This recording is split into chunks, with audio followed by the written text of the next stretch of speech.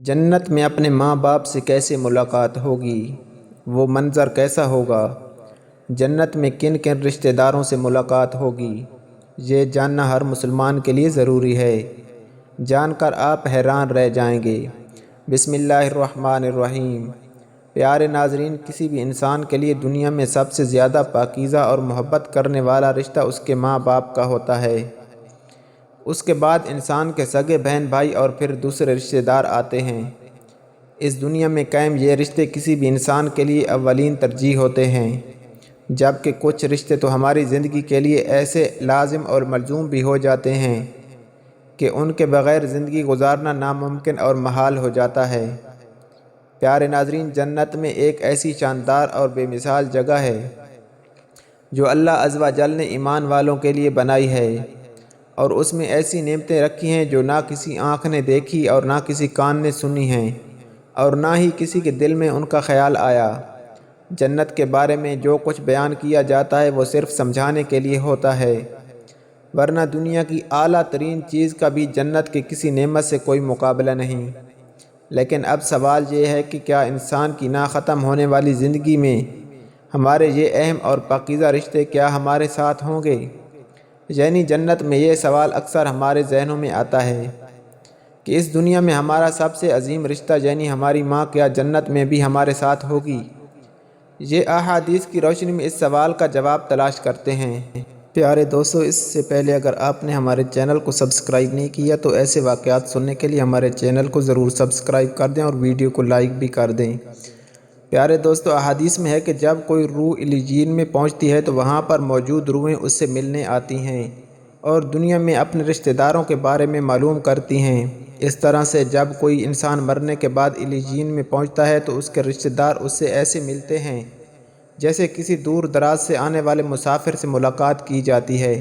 اور دونوں آپس میں مل کر بہت خوش ہوتے ہیں۔ ارشاد باری تعالیٰ ہے، اے میرے بندو، آج تم پر نہ کوئی خوف طاری ہوگا اور نہ تم غمگین ہوں گے۔ میرے وہ بندے جو ہماری آیتوں پر ایمان لائے تھے اور فرما بردار رہے تھے،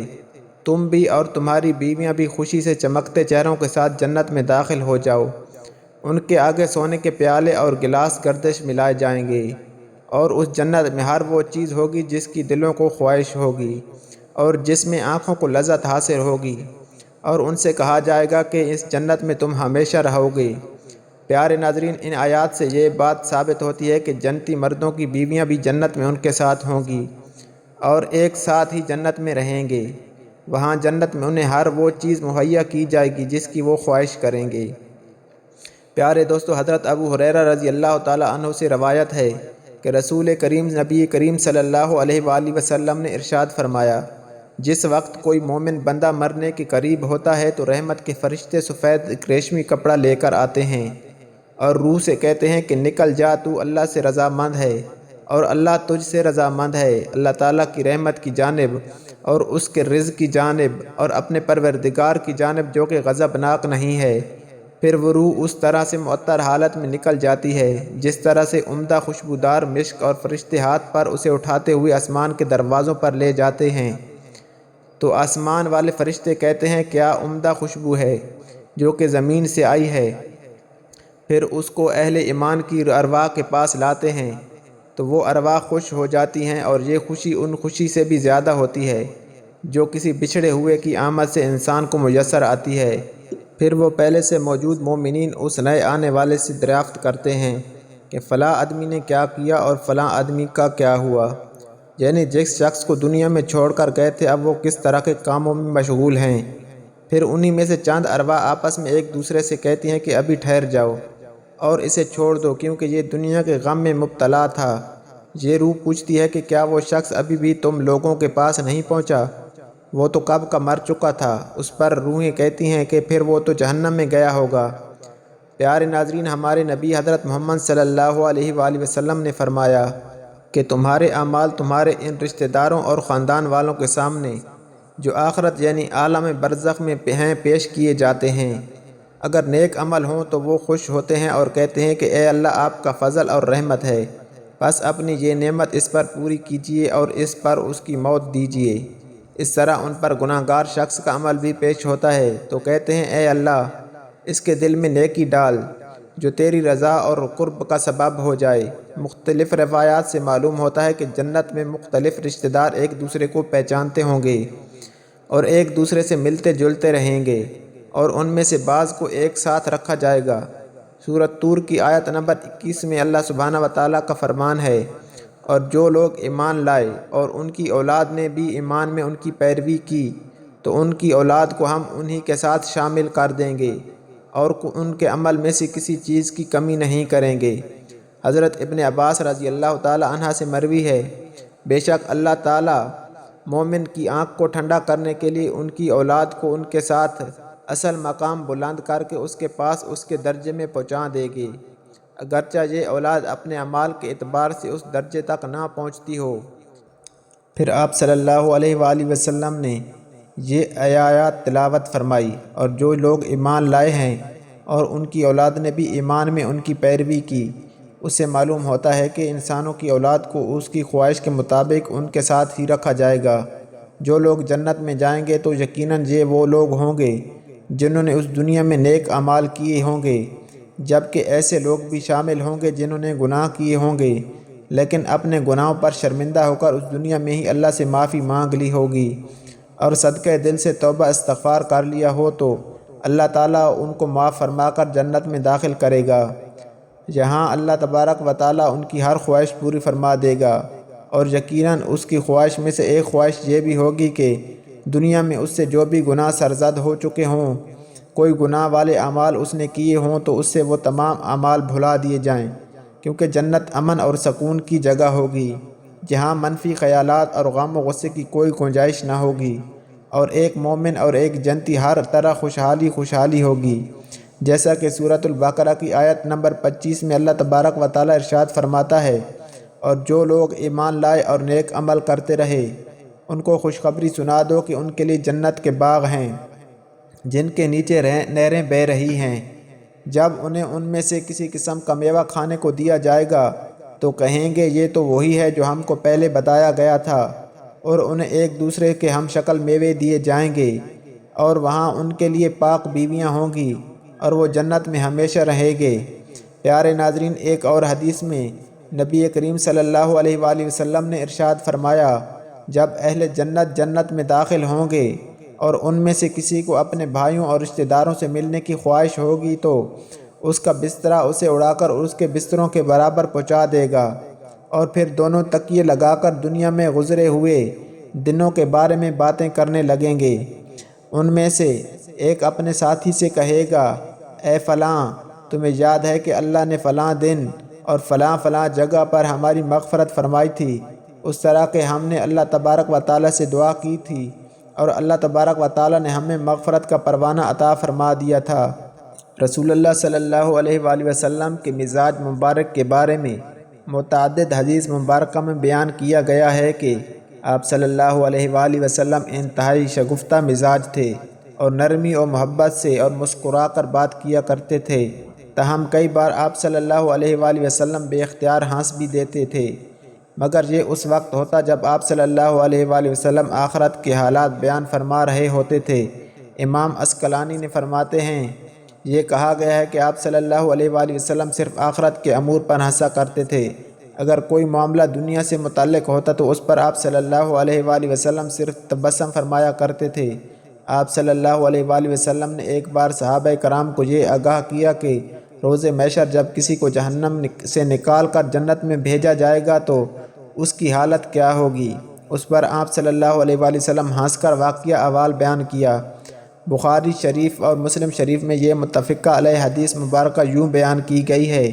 حضرت عبداللہ بن مسعود رضی اللہ تعالی عنہ سے روایت ہے، نبی کریم صلی اللہ علیہ وآلہ وسلم نے فرمایا، مجھے اچھی طرح معلوم ہے سب سے آخر میں جہنم سے کون نکالا جائے گا،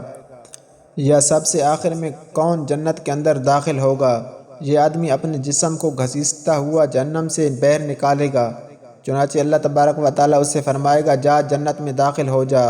وہ جنت میں داخل ہوگا تو اسے گمان گزرے گا کہ شاید یہ بھری ہوئی ہے، چنانچہ وہ واپس لوٹ کر عرض گزار ہوگا، اے رب وہ تو بھری ہوئی ہے، بس اللہ تبارک و تعالیٰ اس سے فرمائے گا، جا جنت میں چلا جا، لہٰذا وہ جنت میں داخل ہوگا۔ جنت میں جا کر اسے پھر گمان گزرے گا کہ شاید یہ بھری ہوئی ہے، پھر وہ واپس لوٹ کر پھر عرض کرے گا اے رب میں نے تو وہ بھری ہوئی پائی ہے۔ چنانچہ اللہ تبارک و تعالیٰ اس سے فرمائے گا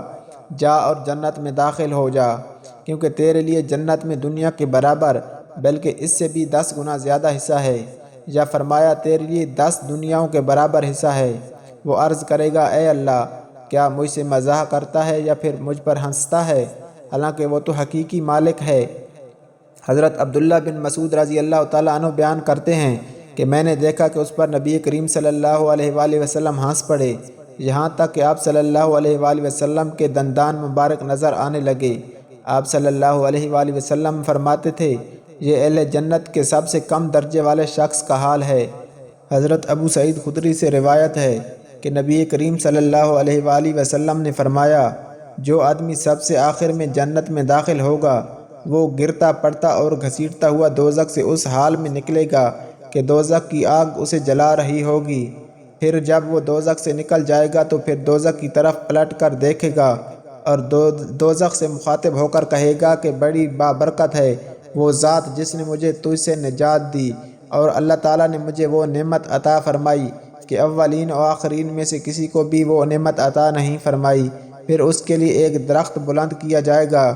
وہ آدمی کہے گا کہ اے میرے پروردگار مجھے اس درخت کے قریب کر دیجئے تاکہ میں اس کے سائے کو حاصل کر سکوں اور اس کے پھل سے پانی پیوں۔ اللہ تبارک و تعالیٰ فرمائیں گے اے ابن آدم اگر میں تجھے یہ دے دوں تو پھر اس کے علاوہ اور کچھ نہیں مانگے گا؟ وہ عرض کرے گا کہ نہیں اے میرے پروردگار۔ اللہ تبارک و تعالیٰ اس سے اس کے علاوہ اور نہ مانگنے کا معاہدہ فرمائیں گے اور اللہ تبارک و تعالیٰ اس کا عذر قبول فرمائیں گے،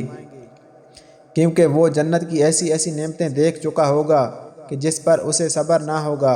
اللہ تبارک و تعالیٰ اسے اس درخت کے قریب کر دیں گے اور وہ اس کے سائے میں آرام کرے گا اور اس کے پھلوں کے پانی سے پیاس بجھائے گا۔ پھر اس کے لیے ایک اور درخت ظاہر کیا جائے گا جو پہلے درخت سے کہیں زیادہ خوبصورت ہوگا۔ وہ آدمی عرض کرے گا اے میرے پروردگار مجھے اس درخت کے قریب فرما دیجئے تاکہ میں اس کا سایہ حاصل کر سکوں اور اس کا پانی پیوں، اور اس کے بعد میں اور کوئی سوال نہیں کروں گا۔ اللہ تبارک و تعالیٰ فرمائیں گے اے ابن آدم کیا تو نے مجھ سے وعدہ نہیں کیا تھا کہ تو مجھ سے اور کوئی سوال نہیں کرے گا، اور اب اگر تجھے اس درخت کے قریب پہنچا دیا تو پھر تو اور سوال کرے گا۔ اللہ تبارک و تعالیٰ پھر سے اس بات کا وعدہ لیں گے کہ وہ اور کوئی سوال نہیں کرے گا، تاہم اللہ تبارک و تعالیٰ کے علم میں وہ معذور ہوگا کیونکہ وہ ایسی ایسی نعمتیں دیکھے گا کہ جس پر وہ صبر نہ کر سکے گا۔ پھر اللہ تبارک و تعالیٰ اس کو درخت کے قریب کر دیں گے، وہ اس کے سائے میں آرام کرے گا اور اس کا پانی پیے گا۔ پھر اسے جنت کے دروازے پر ایک اور درخت دکھایا جائے گا جو پہلے دونوں درختوں سے زیادہ خوبصورت ہوگا۔ وہ آدمی کہے گا اے میرے رب مجھے اس درخت کے قریب فرما دیجئے تاکہ میں اس کے سائے میں آرام کروں اور پھر اس کا پانی پیوں اور اس کے علاوہ کوئی اور سوال نہیں کروں گا۔ پھر اللہ تبارک و تعالیٰ اس آدمی سے فرمائیں گے اے ابن آدم کیا تو نے مجھ سے وعدہ نہیں کیا تھا تو اس کے بعد اور کوئی سوال نہیں کرے گا؟ وہ عرض کرے گا ہاں اے میرے پروردگار اب میں اس کے بعد اس کے علاوہ اور کوئی سوال نہیں کروں گا۔ اللہ تبارک و تعالیٰ اسے معذور سمجھیں گے کیونکہ وہ جنت کی ایسی ایسی نعمتیں دیکھے گا جس پر وہ صبر نہیں کر سکے گا۔ پھر اللہ تبارک و تعالیٰ اسے اس درخت کے قریب کر دیں گے۔ جب وہ اس درخت کے قریب پہنچے گا تو جنت والوں کی آوازیں سنے گا، تو پھر عرض کرے گا اے میرے پروردگار مجھے اس میں داخل کر دے۔ تو اللہ فرمائیں گے اے ابن آدم تیرے سوالوں کو کون سی چیز روک سکتی ہے؟ کیا تو اس پر راضی ہے کہ تجھے دنیا اور دنیا کے برابر دے دیا جائے؟ وہ کہے گا اے رب العالمین تو مجھ سے مذاق کرتا ہے۔ یہ حدیث بیان کر کے حضرت عبداللہ رضی اللہ تعالیٰ عنہ ہنس پڑے اور لوگوں سے فرمایا کہ تم مجھ سے کیوں نہیں پوچھتے کہ میں کیوں ہنسا؟ لوگوں نے کہا آپ کس وجہ سے ہنسے؟ فرمایا رسول اللہ صلی اللہ علیہ وآلہ وسلم اس طرح ہنستے۔ فرمایا اللہ رب العالمین کے ہنسنے کی وجہ سے جب وہ آدمی کہے گا کہ آپ رب العالمین ہونے کے باوجود مجھ سے مذاق فرما رہے ہیں تو اللہ فرمائیں گے میں تو اسے مذاق نہیں کرتا مگر جو چاہوں کرنے پر قادر ہوں۔